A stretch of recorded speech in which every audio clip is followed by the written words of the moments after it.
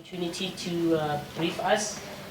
He will thereafter be followed by Mr. Polani Fihla, the JMPD spokesperson, like I said, and thereafter we'll open for questions from the floor if there are any. Mr. Grobbelaar. Thank you, Tandy. Good morning. I must say, you're less intimidating from the back as facing you from the front. So I know the back of your head's pretty well by now.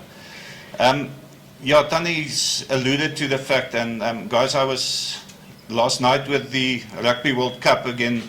I had a look at some of the venues and the surrounding areas on the drone shots, where you see less to no vehicles around the precincts because of the public transport system that's functional at these venues. The biggest single challenge for the club, for stadium management as the venue authority, and my colleague sitting next to me, is going to get people in and out of the venue on a weekday with a kickoff at 7:30. Except for the normal challenges, we've now got people returning home from work at around 5 o'clock as well. That's going to mix with the people and the traffic on their way to the venue. Now, to give you some look into the challenges that we face, there's been a planning process ongoing for the last two and a half weeks on this, involving JMPD, the traffic wardens that's involved, the councillors, park and ride entities that's going to assist us. We worked out with the schools and the Department of Education, I must highlight that as well.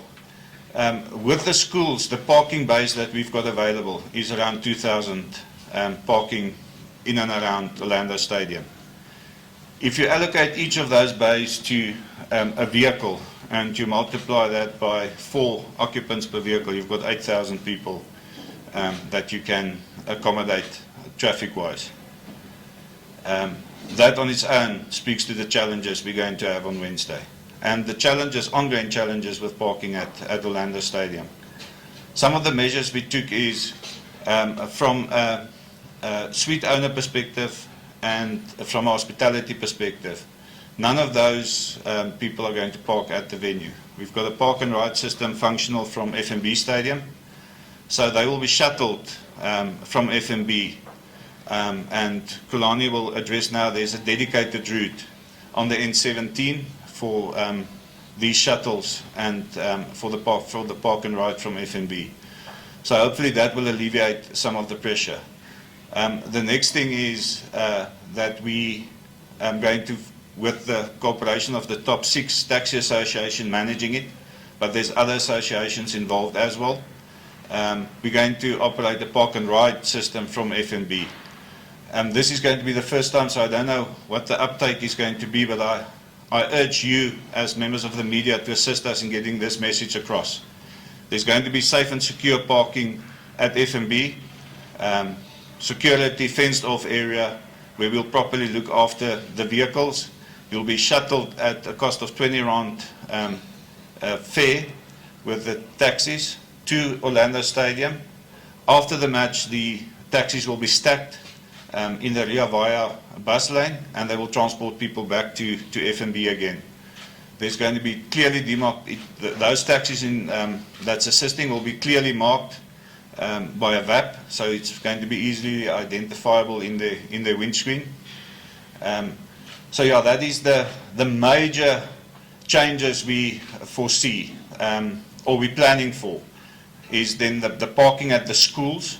That was not previously, it was limited previously, but we've now got in the region of 10 schools and public areas involved, such as the rugby field, where you'll park at a cost of 30 Rand. You can park there.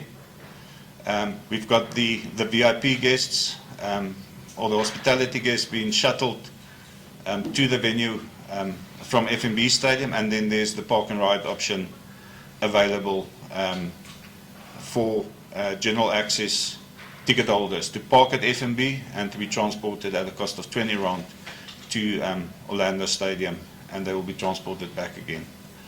From a logistical perspective, you will note the additional fence line that was erected, the permanent fence line.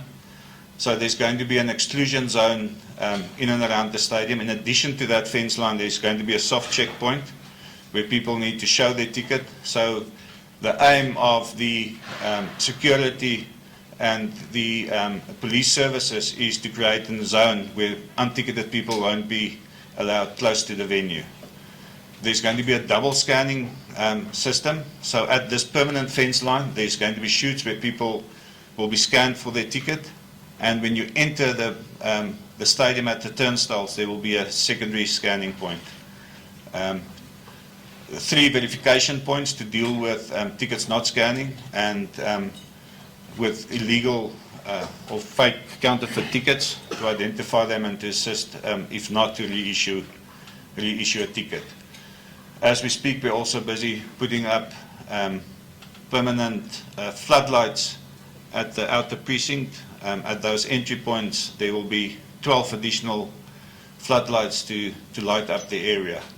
I know there's been also a lot of planning with the egress, with POPs and the South African Police Services, and then the wardens. 1,000 of them deployed for this fixture to assist getting people safely back to their parking areas and back home out of the precinct. I think that will, that's my points for now. I will address any questions you might have later. Thanks, Donnie. Thank you.